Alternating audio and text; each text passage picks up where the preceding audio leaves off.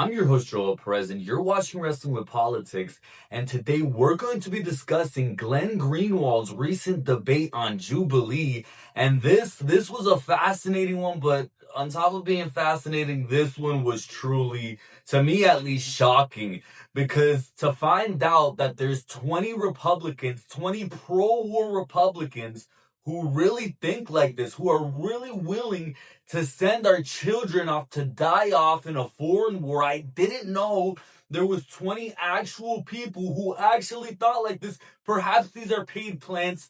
Who knows what the deal is here? But this was an absolutely fascinating debate. I encourage you all go and watch it because Glenn Greenwald absolutely dog walked these 20 pro-war Republicans, as they should have been. And for those who don't know who Glenn Greenwald is, you're about to find out. And just a little background on Glenn Greenwald. For those who don't know, Glenn Greenwald, he's the founder of The Intercept. He was the main journalist who helped out Edward Snowden, who was a CIA officer who revealed the information that we know now that the American government was spying on us. Glenn Greenwald, he was the groundbreaking journalist who helped Edward Snowden publish that information. So Glenn Greenwald, he's a political expert. He's a very important political commentator and a very important voice, especially in this time when still we have a crazy-ass country, crazy-ass people like the ones you just saw in this debate against him, who are willing to send us and send their taxpayer dollars into a war for a foreign country to defend the foreign nation of Israel, because that's what this war, Glenn Greenwald, he didn't go as far as saying that. He wanted to be more nuanced, but I'll go as far as to saying it. That's what this war is about. But regardless, let's get straight into the clips here because we've got quite a bit to go through. This was just absolutely preposterous on every conceivable level. Let's roll the first clip here and let's respond to some of these maniacs who Glenn Greenwald had the dishonor of having to debate. Let's talk about it. The American people have turned against Israel because they're sick of having No, their it's because resources. of propaganda that you're perpetuating on X. We didn't have an issue of this before October 7th. If you look at American communities, they're falling apart. This was what President Trump... This is Israel lobby's fault? It's not entirely the Israel lobby's fault, but we ought to be focused... Should we talk about Doge, the $215 billion in Doge? Maybe we should look at that? The Israeli people have a higher standard of living than tens of millions of people in the United States, and yet they are forced... What does that have to do with Americans? Because Americans are forced to subsidize the Israeli military to send tens of billions of dollars to Israel to go to war for Israel. So now it's tens of billions of dollars. Yeah, I just told you in 2024 alone it was above $20 billion. They were in a war. Exactly. Every time Israel's always at war. Every time? Israel has never asked for boots on the ground. And yes, they were in a war. No, we pay for their wars. We pay for their wars. We pay for those wars. Because it's to our interest that there is stability in the Middle East because these are proxies to America as well. With the wars that Israel starts create instability, not stability. Sunday, do not normalize terrorism and the Islamic Caliphate. Why are you so hyper-focused on our ally? It's the same way that we started off the first question where people say, no, Trump doesn't make wars, and then, okay, Trump makes them, but they're justified. The point here is we do more for the Israeli lobby than any other country. You started off by saying, no, it's counter, and now you're saying, yes, we do more for Israel, but they're an ally, it's justified. With good reason. Of course, they're an ally and they're an enemy. They spy on us. They steal our nuclear secrets. You're Israel is the number one surveillance threat against not the way that Israel spies on the United States. When I did the Snowden reporting, there are documents that say here are the countries that are the greatest surveillance threat. China, Russia, Iran. Number one on that is Israel because they treat us like an enemy. They take our money. They sponge off our citizenry. They suck money out of our country. You never want to talk about our actual enemies. You only want to talk about Israel. And that first clip right there was absolutely astonishing. That lady, she's a complete dirtbag, a complete tool, and she sounds like a foreign agent for the Israeli lobby. I don't know where Jubilee found these people, but they did a fantastic job at finding the most extreme, insane Republicans that I've ever seen in my life. And that lady, she's absolutely one of them, because Glenn Greenwald is there pointing out to her face how we fund all of Israel's wars, how we do all of this crap for Israel, how Israel has a better standard of living. Their people have a better standard of living than us Americans here at home. And she doesn't seem to care. But these are supposed to be the America First Republicans. She's not America First. She's Israel First. And let me tell you, lady, if you love Israel so much, why don't you go ahead and move there? Because guess what? She's trying to obfuscate and make it seem like, no, it's not about them. Why are you coming at our ally? Because guess what? If any other ally acted the way that Israel does, if any other foreign nation, to be more specific, acted the way that Israel does, they would be our enemy. If Russia, China, any of these countries was to treat us the way Israel does, they would be our enemy. But this lady, she's willing to put all of that aside. She's willing to ignore that. Why?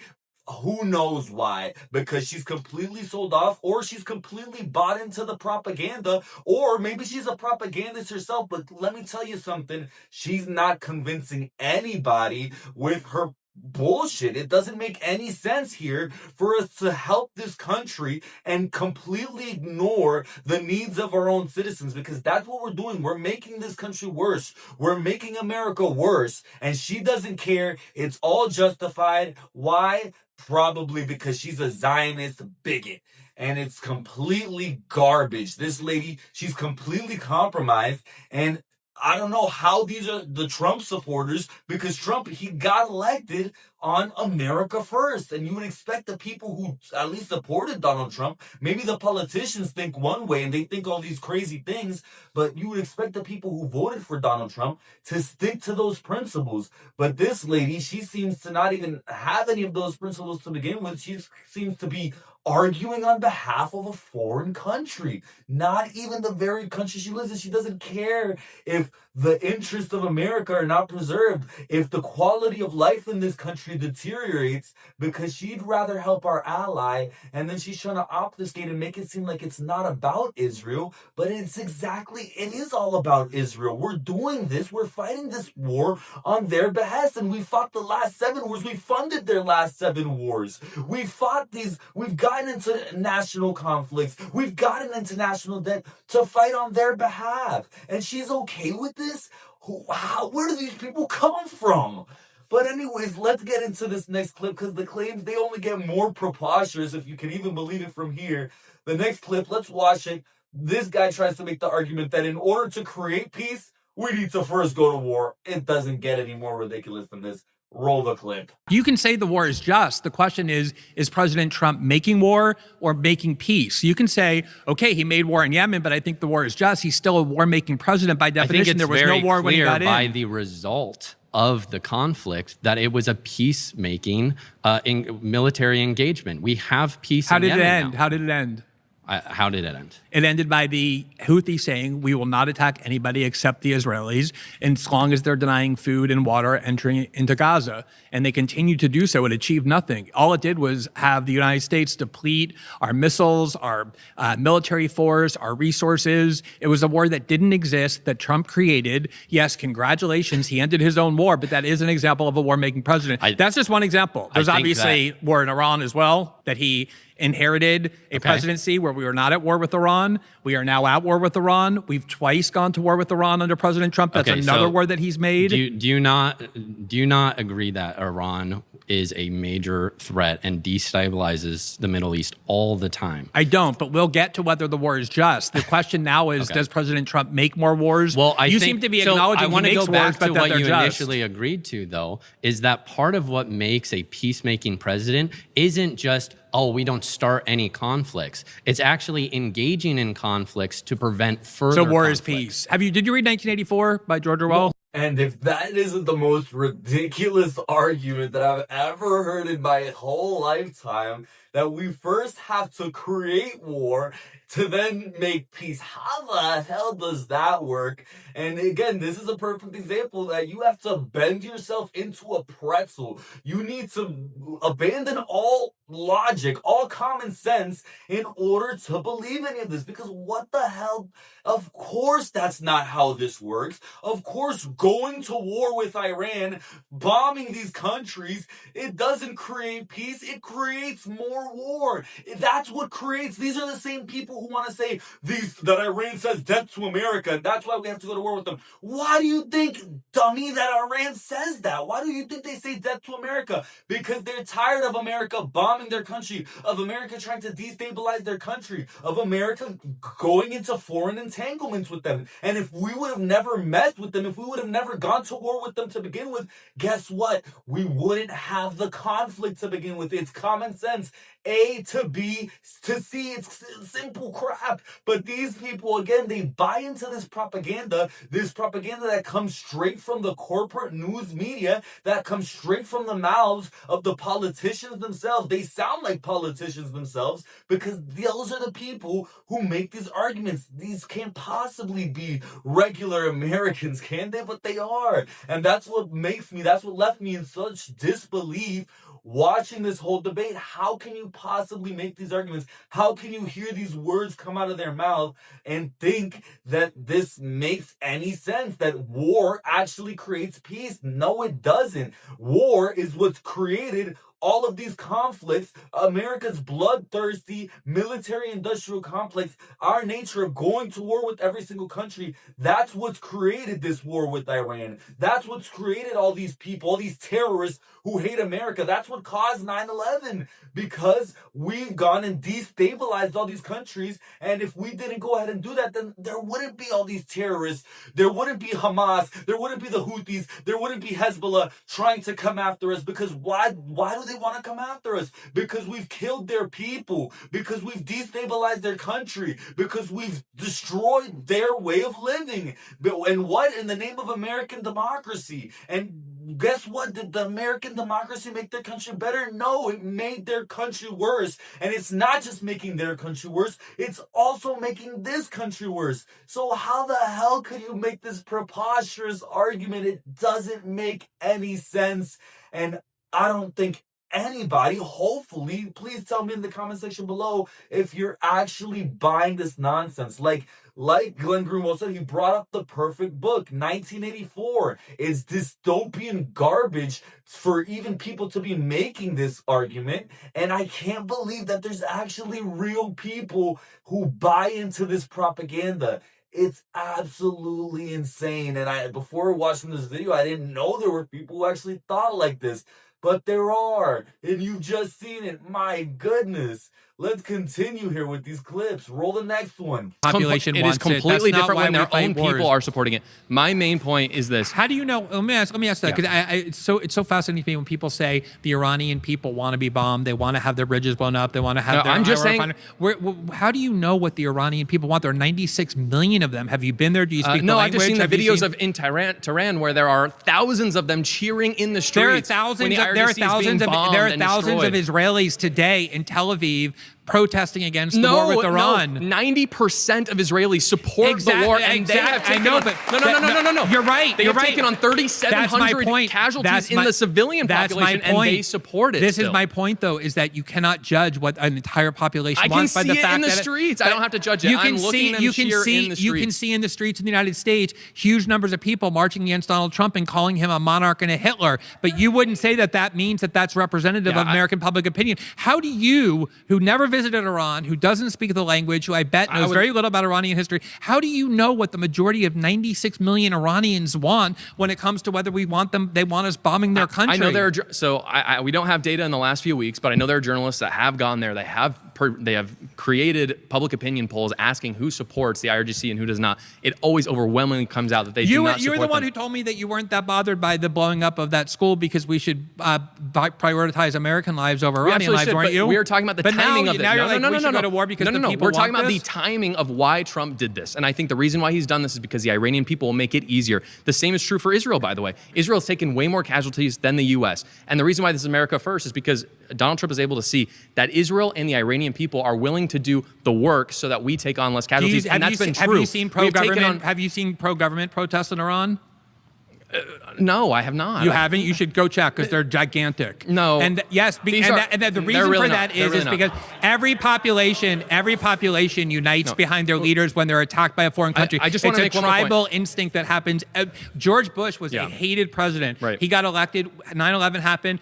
all Democrats, liberals, people on the left, for the most part, united behind George Bush. It's a tribal instinct that when you're attacked by a foreign power, you unite behind I just your want to make government. one more That clip right there, it actually helps explain what the hell is going on here with these people. Because that guy right there, he says that just because he's seen clips online or on the media, I guess, of thousands of Iranians protesting against their government or cheering that Iran got bombed, I guess, just because he saw those clips of Iranians celebrating that America's going to war with them, that means that the people in Iran support America going to war with Iran. And that's a perfect example of why these people think the way they do, because they've been propagandized by the American news media into believing that one thing is reality, but in reality, it's probably not. And you know why I know it's not the reality? Because why would the Iranians support their own country getting bombed? Why would you possibly support that? And Glenn Greenwald, he perfectly stated it.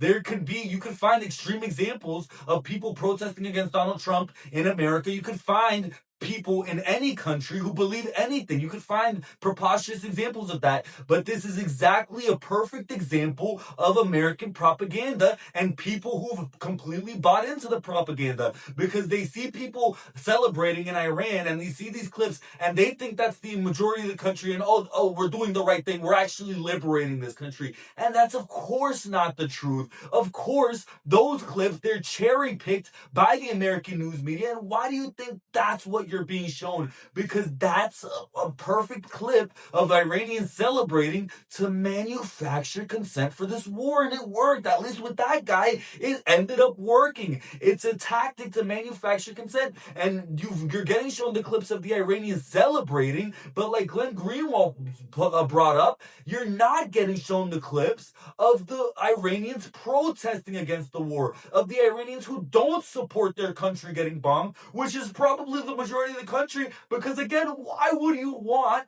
your country at war? Why would you want your country getting bombed by the United States, the most bloodthirsty, most powerful country with the biggest military in the world? Why would you want to be at war with the United States? It doesn't make any sense. And again, this is another example of having to abandon all logic in order to believe any of this crap. Because again, why would the Iranians want to be at war with another country? Why would they want their country getting bombed? Why would they want their leaders getting killed? Why would they want their country being destabilized?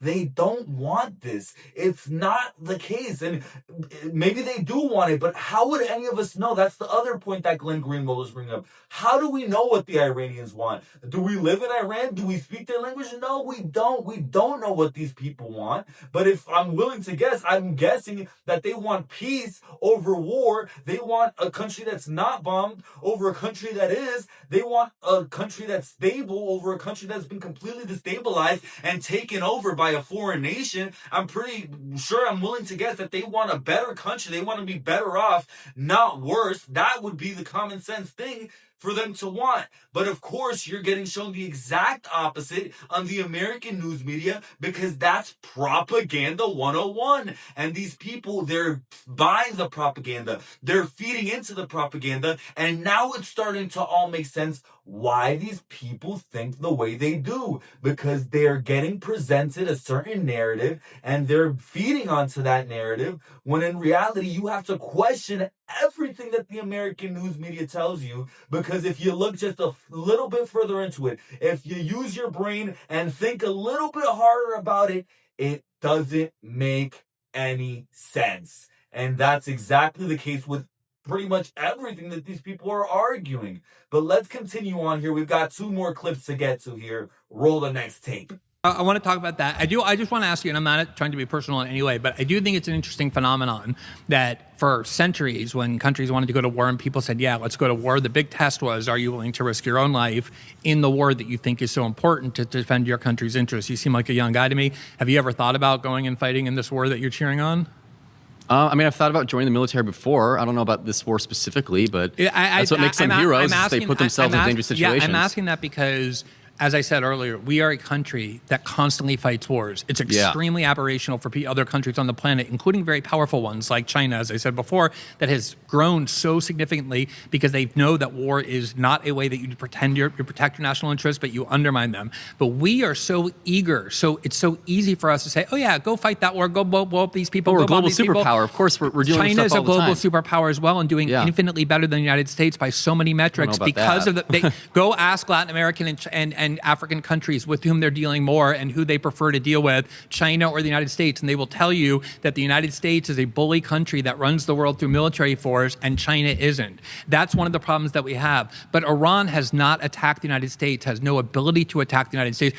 A moral country only goes to war and blows up elementary schools if that country is actually attacking the United States. It's supposed to be a war of last resort.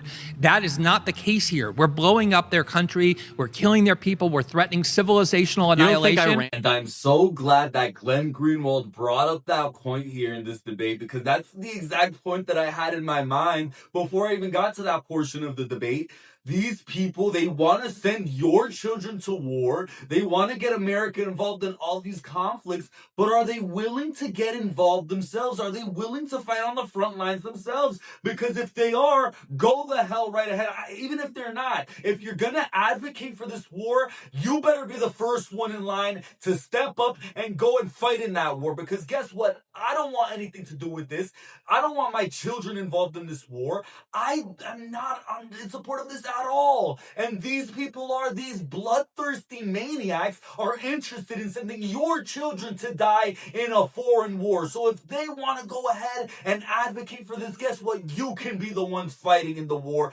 I don't want anything to do with this. And I'm so glad that Glenn Greenwald brought that up, because it needed to be stated that, yes, if you're going to advocate for the war, go ahead and fight in it. Because what the hell are you doing here trying to get everybody else involved in something that has absolutely nothing to do with them? And that's what these politicians do. They vote for these wars, and then they're nowhere to be found when it comes to actually fighting in the war itself. So guess what? That should be the first policy. If you support the Iran war, go ahead. Fight in the war yourself. Go get drafted and go defend this country like you want to so hard, because guess what's going to happen? You're probably not going to come back alive. God forbid, but you're probably going to be one of those American servicemen that got killed in the middle of the war. And then they blame Iran for killing American troops. Why were we even there to begin with? Why are we fighting these wars to begin with? Because guess what? When you bring up the idea of going ahead and fighting in the war themselves, then everybody seems to get all shy. Oh, I don't really know about this anymore. Well, guess what? That's what you're advocating for. And if you're going to advocate for bloodthirsty, genocidal, war-making nonsense, then guess what? You're going to have to face the consequences of it one way or another. Whether or not you want to go fight in this war, you're still going to have to face the consequences of $4 gas prices. You're still going to have to face the consequences of a country that's in larger national debt. Then you're going to have to face the consequences of the fact that it's not for America, that's going to make America worse, that it's actually going to make Israel better. It's going to make Israel safer, and America's not going to get any safer. They're going to take more rights away from you, and you're going to live in a worse country. But for some reason, these people don't seem to care about that. These people think that this is actually going to leave America better off, and it's not. It's absolutely not by any means necessary, and I can't hammer that point home enough. But let's get to this last part here of the debate, because this is actually the part where I perhaps disagree a little bit with Glenn Greenwald. I understand the point he's trying to make, but this is perhaps my biggest disagreement with Glenn Greenwald in this debate. Before I get into it, let's roll the clip and see what I'm talking about here. Trump is not corrupted at all. We're not in a war as well. Sorry, there's so many. I wanted to answer you on so many things, but you're not being specific about how it's Trump, his administration corrupted. What exactly? Because his kids aren't the administration. It's just Donald Trump. So how is... Well, Hunter Biden wasn't the Biden administration, but it was just the president's I don't care stuff. about Joe Biden. I want to go on. You're saying Trump, okay? Trump administration. How is he more corrupt? Are you aware that Trump never has took his presidential checks? Are you aware that he's given up all... Yes, that's congratulations. Oh, that's just $450,000. That's it. Okay. Are you aware that he's given up all his everything he owns? Trump's motels, an his infinitely hotels, everything. richer man now than he was when he saw the Are you presidency jealous in of that, or 2016. like because he's president? Is that jealousy or something? Are you jealous of that? That he knows what to do with his money and he knows how to do it. Were you a critic of Joe He Biden? is not Were you a corrupt. critic of He's Joe not even Biden? close to corrupt. And you know what? You want to know what you're doing right now? You're saying that I saw you corrected yourself. You said you were saying Trump to the other people, but now you're talking to me and you said Trump administration.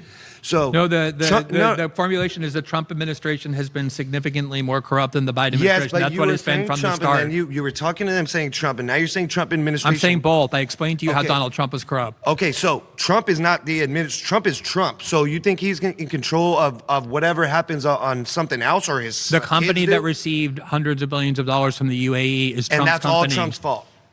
Trump's company. He created the company with Steve Witkoff, with Steve Witkoff's Is that kids. Trump's fault? Yes or no? Yes, of course it's Trump's fault. Now, first of all, we just have to mention before we start talking about Glenn Greenwald and the argument he's trying to make here, the guy who Glenn Greenwald's arguing with, that guy's an absolute buffoon. He's a know-nothing, and I don't know, again, where you find people who just zero IQ individuals, and that's exactly what that guy is. But regardless, we're not talking about him in this portion. I'm talking about Glenn Greenwald's argument that the Trump administration is more corrupt. This was his final claim, or his third claim in the debate, I believe, that the Trump administration is more corrupt than the Biden administration. And Glenn Greenwald was making the case that by dollar amount, Donald Trump's sons have received more money than Hunter Biden, Joe Biden's son, did. And by the dollar amount, yes, by the billions, figuratively, Donald Trump has used the presidency to enrich himself. And by the dollar amount, I guess you can say that Donald Trump is more corrupt. But in the sense that this argument even needs to be made, I feel like this isn't even an argument that Glenn Greenwald shouldn't even bother with personally, because I mean, you can argue that Donald Trump is more corrupt than Joe Biden, and in certain respects, yes, he is. I mean, what I'll say about the Donald Trump administration is that the corruption is out in the open. They don't even try to hide it. They'll openly, Donald Trump doesn't even try to create propaganda to cover up. At least the Biden administration, at least they would try to lie to you, and at least they would try to convince you that perhaps what they were doing was right. Meanwhile, Donald Trump, he openly comes out and says, yeah, we just have to bomb Iran so that they don't have a nuclear weapon, because that's what we've got to do. That's what we're going to do. We're going to destroy their whole thing, and that's what it's going to be. And it's just openly corrupt. But as far as making this argument goes, that Donald Trump is more corrupt than Joe Biden, it's like comparing a bowl of shit to another bowl of shit. It's like comparing two assholes to each other. There's no point in making this argument. Both of these administrations are heinously corrupt in ways that can't even be comprehended, in ways that can't be compared. Because Joe Biden, yes, maybe Hunter Biden didn't get the exact dollar amount. Maybe he didn't enrich himself as much as Donald Trump did. But the actions of the Joe Biden administration, I would argue, are just as corrupt. Yes, Hunter Biden, he only took about, $80,000 a month from Burisma, the company in Ukraine, or whatever his salary was. But on top of that, that's probably one of the main reasons that Joe Biden went into the Russian-Ukraine war to begin with, because of his personal corruption in that scandal. Not to mention the absolute corruption during the Biden administration around the vaccine mandates, forcing people to inject an unknown substance, an unresearched substance, into their body without consent. It's an absolute violation. It's absolute corruption by any stretch of the imagination, to the point where there isn't any conceivable dollar amount to that level of corruption. You can't compare this. You can't compare. It's just both. They're both corrupt as hell. Donald Trump is corrupt as hell, and Joe Biden is corrupt as hell. And perhaps, I don't know, maybe you can make the case that Donald Trump's administration is more corrupt, because these $4 gas prices, the gas prices were horrible under Joe Biden, but now Donald Trump, at first he got them down to $2, but now the gas prices have surpassed far higher than they ever were under the Joe Biden administration. So maybe Glenn Greenwald is right. Maybe Donald Trump is more corrupt. Maybe I should agree with him. But personally, I don't even think this argument serves any purpose, because again, every single presidency, forget the Biden and Trump administration, every single presidency for the past 40 years has been completely sold out to the Zionist lobby. Barack Obama, George W. Bush, Bill Clinton, the list goes on and on. You can keep going back. Ronald Reagan, they're all sold out to the same Zionist lobby, and the level of corruption, you can try to compare it, but it's they're all heinous, they're all horrible, and I think it doesn't serve any purpose. I feel like it whitewashes the Biden administration to say that Donald Trump is more corrupt, because I don't want to forget, not for 1 second, the amount of corruption that was prevalent during the Joe Biden administration. It was some of the worst things, one of the worst 4 years for this country in our history. The amount of wealth that was transferred into the hands of the richest people in this society. And unfortunately, I thought at first that things would be different under Donald Trump, but Donald Trump has just continued that level of corruption. He's continued that upward transfer of wealth. And so to compare the two, I can't even do that. And I don't feel like it serves any purpose to even make that argument. Both administrations are equally corrupt, are equally horrible, and I don't want any of this to be taking over our country anymore. We need to get rid of this deep state influence over our country by any means necessary. But unfortunately, as we just seen in this Jubilee debate, there's still a lot of Americans who are heavily propagandized, who buy into everything that the corporate news media has to say. And thank God for people like Glenn Greenwald, who no matter what the circumstances are, because he was making these exact arguments 20 years ago when the Iraq war was going on, when it wasn't as popular to make these arguments. Glenn Greenwald was at the forefront as one of the people making the argument that these wars are never worthwhile, that these wars are never in the interest of America. There's not weapons of mass destruction. There wasn't in Iraq, and Iran, they're not moments away from a nuclear weapon. It's propaganda, and you need to stop buying the propaganda by any means necessary, or we're going to keep ending up in this exact same situation. And as I've said in my videos in the past, what's the definition of insanity? Doing the same thing over and over again and expecting a different result. Nothing different is going to take place here. The same thing is going to happen. $2 trillion of our wealth we lost in Iraq and Afghanistan. We've already spent $250 billion on the Iran war. Our wealth is going to get stolen from us. We're doing this to defend the foreign nation, and all this is going to result in is what I mentioned right here, right now, the upward transfer of wealth. Our wealth is going to get stolen from us. Our society has already been stolen from us. Our culture is deteriorating, and we need to desperately fight against these bloodthirsty maniacs to take our culture back. We need to viciously protest and make the arguments that Glenn Greenwald is making. Keep these arguments at the top of our mind, because if not, the bloodthirsty maniacs, those are the people who have control of our society, and they're going to continue to have control of our society. They're going to continue to reap and rape the benefits and the profits of your wealth. And this needs to come to an end as soon as humanly possible. Go and check out the full debate on the Jubilee. This is one of the only debates on Jubilee that I would actually recommend is worthwhile. I honestly feel like that format of debate, it's an absolute waste of time. So much talking over each other. Barely any arguments could get made, but again, with somebody like Glenn Greenwald, a political expert, one of the main political voices of our time, Glenn Greenwald, he dog-walked these Republicans, and he stated so many of the arguments. He was going at 100 miles per hour. He stated so many of the arguments that needed to be made here. So go ahead and watch that full clip and listen to Glenn Greenwald, because he's speaking the truth. And we need more people like that on Jubilee, not just on Jubilee, everywhere, speaking the truth about what's going on right now, because it's absolute corruption. And you already know, here on the Wrestling with Politics YouTube channel, we will always speak the truth to power. We will always call out what's going on for what's actually going on, not for what the American news media wants to propagandize you into believing. For now, if you like what you just heard here, make sure you like, make sure you comment, make sure you subscribe. Thank you so much for joining me here today. Thank you so much for watching this video. I'll see you all very, very soon.